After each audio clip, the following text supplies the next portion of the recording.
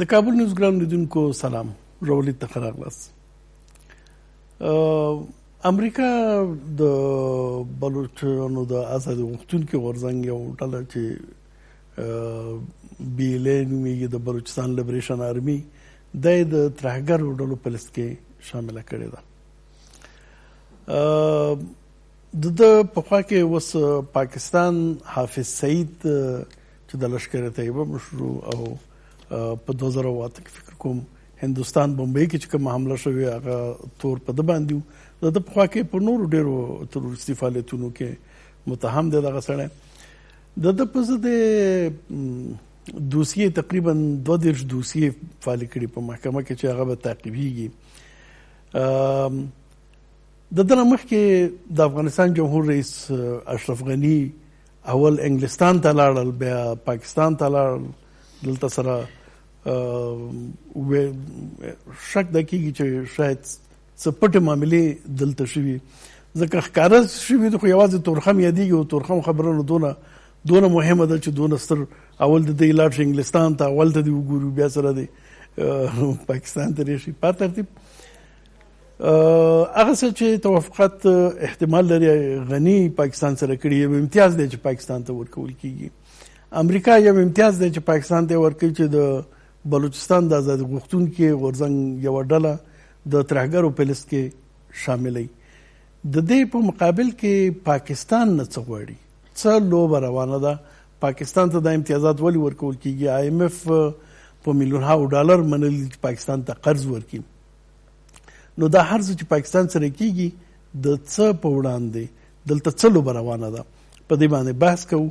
او په دغه بحث کې موږ سره ملګری دی ښاغلی امین الله شارق سیاست چارو شنونکی، زموږ بل ملګری دی ښاغلی امتیاز وزیر سیاست چارو شنونکی، او زموږ درې ملګری دی ښاغلی زرجان شینواری د قبایلو د اتحادیې عمومي رئیس. ستړي مه شئ، بخیر راغلی. شینواری صاحب، بحث که تاسو نه شروع کړو، دغه حکومت مخکې هم داسې مایدې کړي دي لکه ایسوپي او هغه پاکستان سره د استخباراتي همکاریو سند، خصوصا هغه د استخباراتي همکاریو سند چې دی هغه مطلق د بلوچو او پښتنو په ضد باندې یو، ځکه د افغانستان حکومت به مکلف وي چې پاکستان سره یو ځای د وسلوالو بیلتونپالو په ضد اقدامات وکړي. نو وسلوال بیلتونپال بل څوک دی؟ خو دی. نو اوس پاکستان ته چې دغه امتیازات ورکول کېږي، BLA چې دی هغه ترهګره ډله کې شمارل کېږي، غني لاړ، خدای خبر څه ورسره منلي دي. IMF د پاکستان لپاره قرضونه میلیونها ډالر پور ورکوي ورته. پاکستان نه څه غواړي امریکا؟ مننه ځواک صاحب، تاسو ته، شارق صاحب ته، وزیري صاحب ته، ستاسو د ټلویزیون لیدونکو ته ټولو ته سلامونه او احترامات وړاندې کوم. تاسو وګورئ، د بلوچو یا BLA دا د ډېر د پخوا څخه د ازادۍ مبارزه شروع کړې ده. تر اوسه پورې هم په نړیواله سطح باندې دوی په ترهګرۍ کې ښکېل نه دي. هغوی د خپلې ازادۍ دپاره خپل جدوجهد شروع کړی دی. نو دا چې دغه په BLA باندې چې کوم دی که نه په تور لیست کې شاملول د امریکې لخوا نه، او دا زما ته چې کوم دی د پردې تر شا ته ډېره ژوره لوبه ښکاري. دا د خلیلزاد سفرونه هند ته هم بې ځایه نه و، دا چې کوم دی که نه د غني سفر هم چې کوم دی هندوستان ته بې ځایه نه و، انګلستان ته بې ځایه نه و.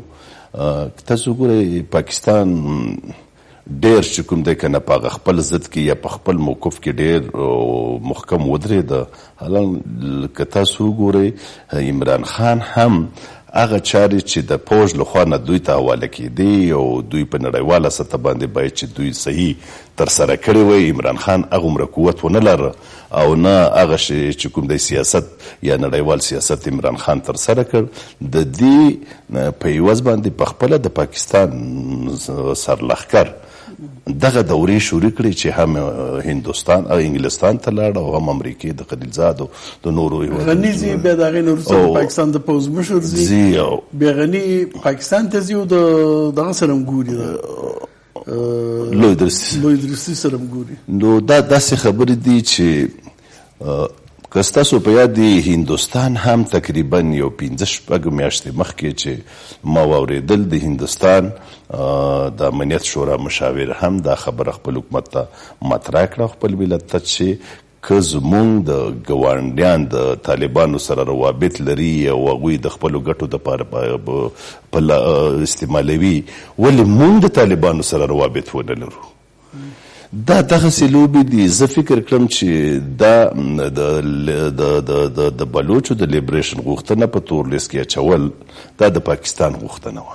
نه دې کې خو شک نشته چې د پاکستان غوښتنه وه. پاکستان ته امتیاز دی. زما سوال دا دی چې دا هر څه امتیازات چې ورکول کېږي څه د غني د لارې ورکول کېږي څه امریکا ورته ورکوي څه ورته IMF ورکوي دا ولې؟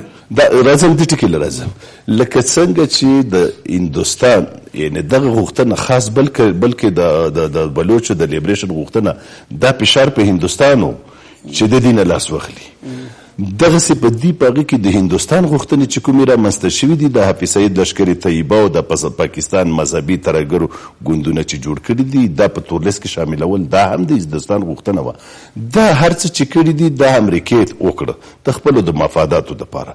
دغه امتیازات پاکستان له ورکړه او زه فکر کړم چې دا یوه داسې مفادات دي څه یعنې ځکه دلته خو افغانستان قربان کېږي بلوچان قربان کېږي دغه اندېښنه شته داسې نه چې غني PTM په سر معامله کړي وي دا یې ورسره منلي وي چې زه د PTM نه ملاتړ نه کوم خدا ناخواسته دا خو یو ملي خیانت وي خو که کړی وي نو مقابل کې پاکستان خو هم څه غواړي امریکا که نه پاکستان نه څه غواړي.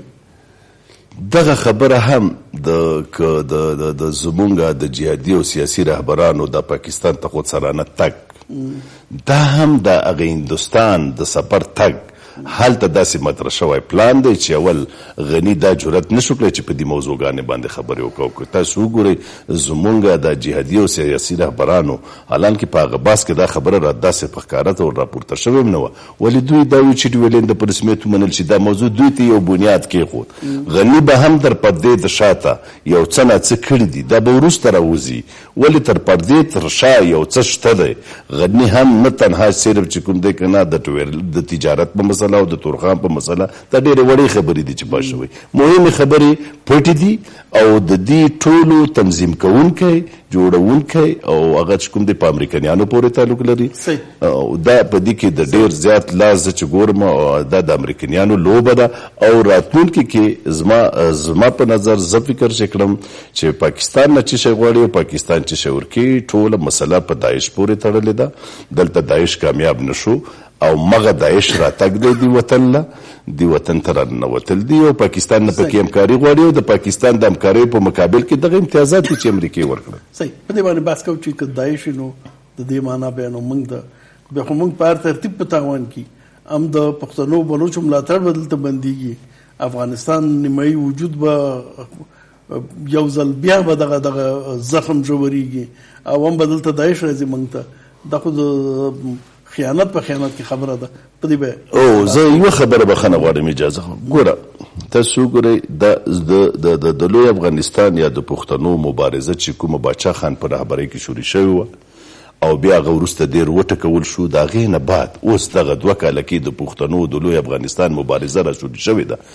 زه فکر کړم چې پاکستان ته دا هم په امتیاز کې ورکړل شوي چې د دې مبارزې سپورټ کوي به نه او د دې نه به لاس اخیستل کېږي. په دې خبر کوم چې بیا نو دا خو موږ ته نه تایید څه دي.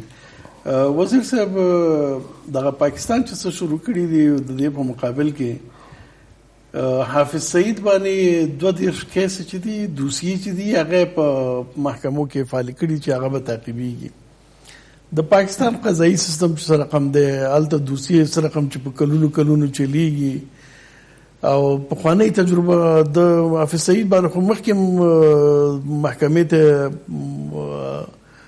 دغه وړاندې که ثبوتونه نه په داسې مسلو کې ثبوتونه یې نه او که یې خو څوک وړاندې کوي پاکستان پوز باید وړاندې کوي. پاکستان کله دا کار کوي ثبوتونه وړاندې کوي نو امتیاز خو اخلي په مقابل کې حافظ سعید په وړاندې چې څه کېږي د دې خبرې څه اهمیت شته او که نه؟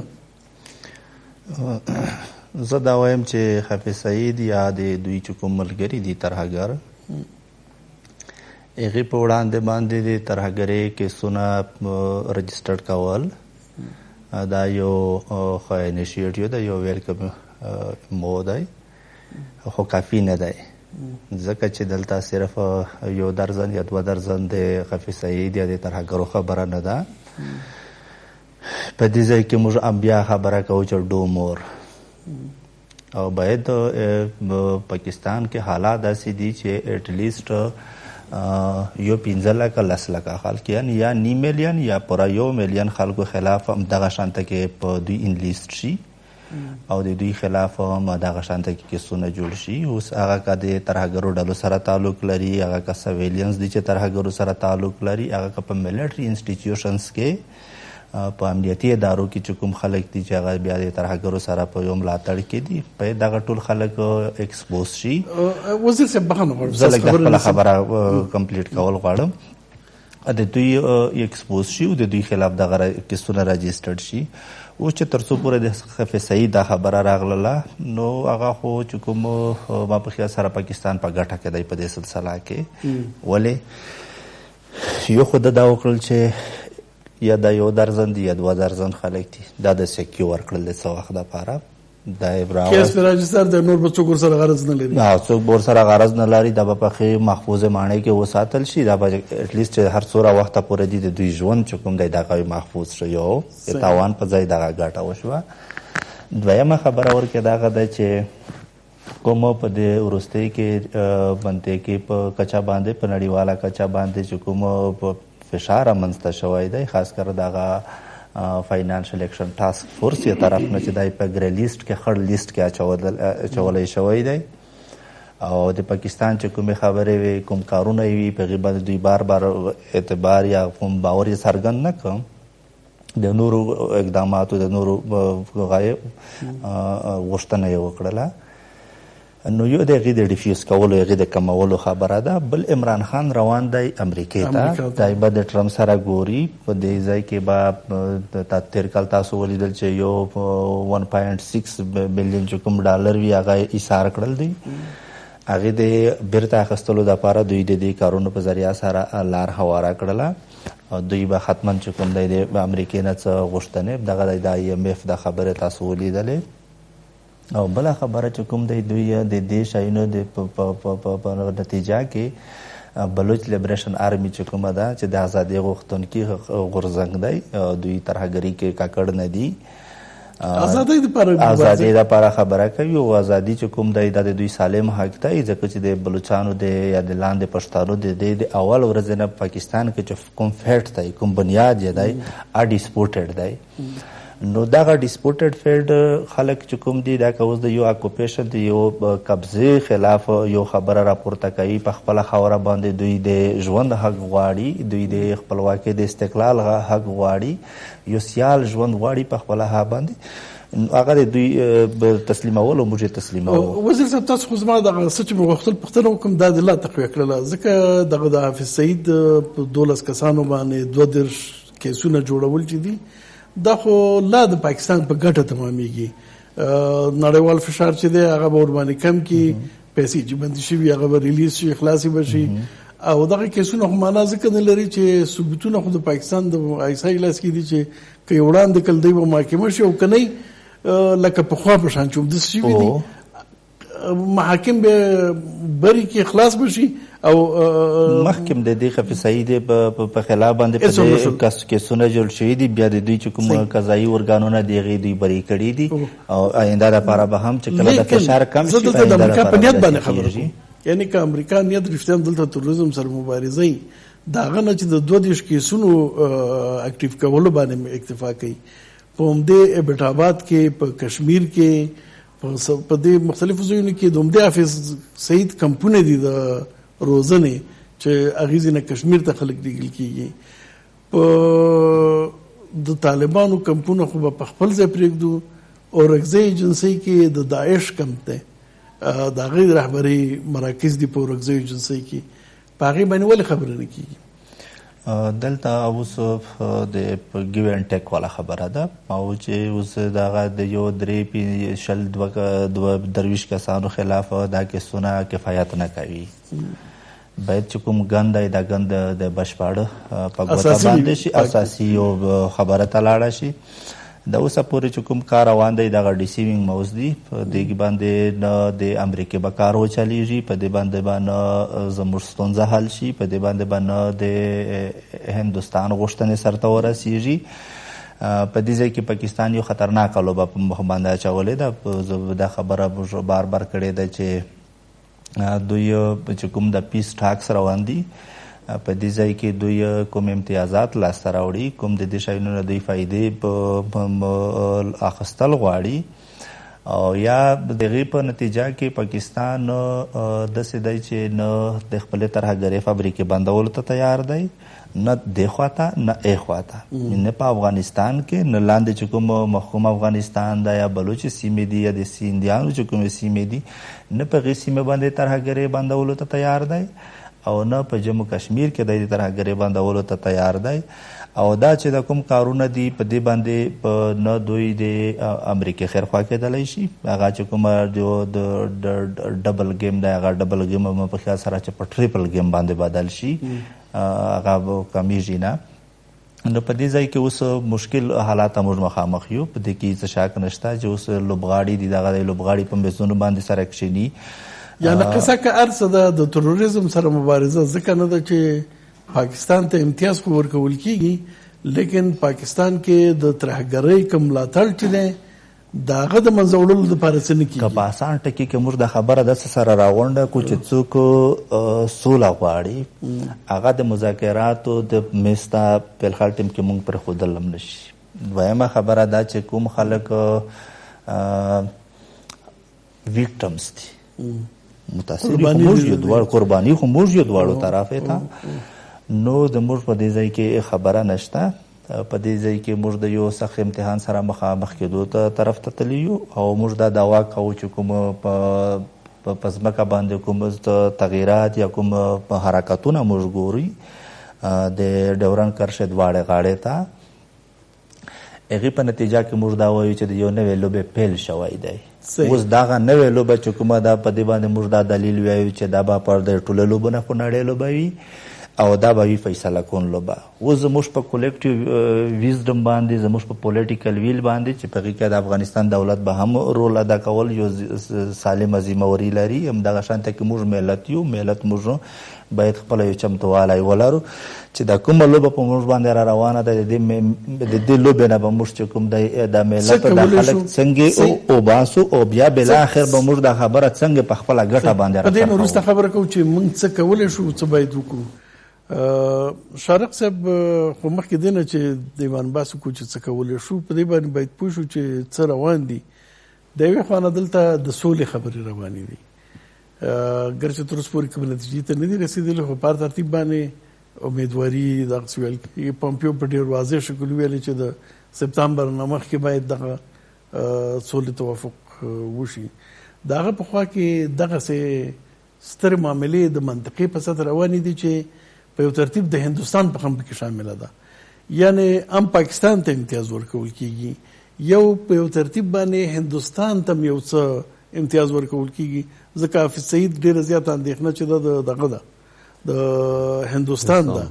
نو دا څه قصه روانه ده چې هندوستان هم غلی کېږي یا یو څه امتیاز ورکول کېږي، پاکستان ته امتیاز ورکول کېږي، او امتیاز زموږ ملي منافعو په حساب ورکول کېږي. دلته هر څه چې ورکو تاوان به موږ ورکو، لیکن لوبه څه روانه ده. بسم الله الرحمن الرحیم. سلامونه تاسو ته، وزیر صاحب ته، شنوار صاحب ته، ټول لیدونکو اورېدونکو ته. د ډېر وخت نه را په دې خواته په دې نظر باندې ما دا کوم حالات چې په خاص ډول باندې دا وروستني 18 کلن حالات چې څارو، لوبه زموږ په ګټه باندې نه بلکې زموږ په ګټ تاوان باندې ده. په یو جمله کې سره څه وایو، تاسې مخکې ویلې چې شک پیدا کېږي چې امریکې متحده ایالات دلته واقعا د تروریزم سره جګړه کوي که نه. دا خو د لمر غوندې روښانه وه د اولې ورځې نه چې تروریزم نوم یوه بهانه وه او د خپلو ګټو او د اهدافو دپاره خپل هر څه چې استعمالول استعمال کړه. دا چې مونږ د دې جوګه نه شولو افغانستان د دې جوګانه شو، د افغانستان دولت د دې جوګانه شو، د افغانستان دولتونه مشرتابه تر ننه پورې په دې 18 کلونو کې چې کله ناکله فرصتونه زموږ په ګټه باندې راغلل، موږ د فرصتونو ونشو کولی استفاده ونشو کړلی، او هغه ګواښونه او چالشونه چې پاکستان ته یو څه متوجه شول او هغوی د هغې چالشونه ځان ته په فرصتونو باندې بدل کړل، او نن یې داسې یو غټې معاملې ته لاس ورته کړی دی چې غواړي چې هغه ستونزې او مشکلات چې په منطقه کې پاکستان ته متوجه دي دا حل کوي، او په ډېر اسانه طریقه باندې. هغه په دې معنا باندې ما د مهم شخص سره یو 2 هفتې وړاندې بحث درلوده چې تا په دې سفرونو کې په دې لیدنو کتنو کې څه لاسته راوړل، څه تغییر مابین ته شوی دی چې موږ باورمند شو په دې باندې چې په افغانستان ته دی یو دایمي او با اعتبار او دوامداره سوله او ثبات دی راشي. هغه د پاس ډول باندې د پاکستان د بدلون په رابطه باندې هغه یو ډیر جزئی تغییرات ته اشاره درلودله، او هغه جزئی تغییرات ما به وروسته کله چې د زموږ او ستاسې پخواني مجاهدینو چارواکي لاړل پاکستان ته د ولسمشر د سفر نه مخکې د قریشي په خبرو کې ډېر واضح ډول باندې معلومېدل، خو په لفظي ډول باندې چې ویل چې موږ ستراتیژیک عمق نه غواړو. نو ګورئ دا خاص خبره دا کلمات دي کنه، هماغه عمل کې پاکستان څه کوي چې ستراتیژیک عمق نه غواړي څه کوي. همدا وایم د هغې نه وروسته صدراعظم هم په همدغه الفاظو کلماتو حتی تیر حکومتونه په اصطلاح باندې نیوکې پرې وکړې چې مونږ دا ښه کار نه دی کړی. هغه صرف د دې په خاطر باندې چې څنګه وکولی شي د افغانستان خلک، د افغانستان سیاسیون، د افغانستان دولت او په خاص ډول د افغانستان ولسمشر څو ورځې وروسته سفر درلوده چې دا په یو شکل اقناع کړي چې مونږ واقعیت وایو. خو زمونږ نیوکه دا وه، زمونږ وړاندیز دا و چې تاسې تر هغې پورې باورمند نه شئ تر څو پورې چې دوی په اصطلاح باندې عملي اقدامات ونه کړي. د هغې فشار څه و؟ نه بخښنه غواړم زه به دا جمله تکمیل کوم. دلته یو بله خبره مهمه داسې ده چې دغه نوې خوځښت او بوختیا د ډیپلوماتیکه بوختیا دا غني شروع کړې وه پاکستان نه. ګوري نه غني تلیفون وکړو پاکستان ته، د تلیفون نه وروسته بیا محبې ولېږه، او د هغه نه وروسته بیا عمران خان بلنه ورکړله او دا قصې سرفلولې. نو اوس دا د غني خپل ابتکار د انتخاباتي کمپاین دپاره، او که د امریکا او د انګلستان قومنده ورته چې داسې وکړه دا بېله خبره ده، خو دا شروع خو غني کړې ده. اړخونه خبره خو نه ده، اړخونه او تحلیلونه او نظریات هر څوک د یوې زاویې نه ورسره ګوري. زه وایم چې دا خبره د دې نه لا وړاندې د امریکې متحده ایالاتو خاص استازي خلیلزاد پیل کړې وه. صحیح. او خلیلزاد زما دا فهم دا دی د 2018 کال په کله چې ماموریت واخیسته دا لوبې هغلته پیل کړې وه، او د افغانستان دولت چون پکې ښکیل نه و او حتی معلوماتونه هم شریکېدل نه، خپل یو اعتراض په زشتو کلماتو الفاظو دا اصلي هدف دا دی چې دا لوبه چې مونږ لګیایي اوس خدا ناخسته که پی ټی ایم باندې معامله شوي وي دا یو ملي خیانت دی، که ډیورن کرښې باندې شوي وي دا یو ملي خیانت دی. دغه ټول کارونه کیږي، امتیاز پاکستان ته ورکول کیږي، افغانستان داس کارونه کوي چې شک دی ملي خیانت وي، د څه په مقابل کې پاکستان باندې همدا خبره کوم کنه. اول خو باید دغه شک یا په یقین بدل شي او یا باید د شک نه راووځو. د شک باید یا په یقین بدل شي او یا باید د شک حالت نه باید راووځو. دا وضاحت باید ورکړي، زموږ مسؤلین باید دا وضاحت باید ورکړي. ما غواړم مخکې د خیانت کړی وضاحت ورکړي، نه باید ورکړي، او کني چې چاته چې معلوم دی هغې باید ورکړي. ما چې هغه د مهم شخص خبره درته کوله او سفرونه په اصطلاح باندې ترسره کړي وو، هغه ویل چې پاکستان به په دغه بلنه کې د دغه زموږ سیاسیونو نه او زموږ د دولت سره دغه اړیکې چې دوی غواړي چې بیرته راجوړې کړي 4 کلن یو ځنډ نه وروسته همدغه خبرې ته اشاره کوله چې دوی به وایي چې پاکستان د پی ټی ایم د حرکت نه په دې وروستیو 2 کلونو کې یو فشار لاندې و. دې کې هیڅ شک نشته. پاکستان غواړي چې څنګه وکولی شي دغه فشار د خپل ځان نه په اصطلاح باندې لرې کړي، او دا خبرې د بندو دروازو تر شا د امریکې په خاص ډول د خلیلزاد سره دا موضوع مطرح شوې ده. صحیح، دا موضوع مطرح شوې ده. اما که چیرته خدای ناخواسته زما آزاد سیاستوال لکه څنګه چې متاسفانه یو تعداد ورسره بحث هلته وکړو، که زما دولتي چارواکي او مسؤلین هغه په هره سطح کې اوسي، هغه د پی ټی ایم د ضعیفه کولو په خاطر باندې د بندو دروازو کومه پټه معامله ترسره کوي او پاکستان ته غواړي چې په دغه ډول باندې امتیاز ورکړي او 4 کاله وړاندې غوښتل په پاکستان هغه ډول باندې فشار وارد کړي چې پاکستان مجبور کړي چې په افغانستان کې سوله او ثبات ته غاړه کېږدي. زما د نظر دا هم خیانت دی او امیدوار یم. دغه خو ګوره دغه خو شک نشته دی چې دا خیانت دی، د دنه بل ستر خیانت شته دی نه، او تاریخ ته به مختوري ان شاء الله. لیکن زما بحث دا دی که دغه رقم خیانت شوی د څه په مقابل کې پاکستان اوس ګوره دا خیانت آیا دا ټول فقط په دې خاطر کړی دی چې غني تورخم دروازه سره لري ساته وازه پریدي؟ دا ټول قصه د تورخم دروازې ته روانه ده، ځکه پاکستان خو افغانستان ته فقط دا منلی، بل شي خو نه دی منلی، بل خبره خو نه ده. نو که دا نه اوس یو لنډه دمه لرو، نو امریکا د پاکستان نه څه غواړي، پاکستان به د مقابل کې څه کوي، څه قصه روانه ده چې د هغه دپاره دونه لوی معاملې کېږي. یوه لنډه دمه.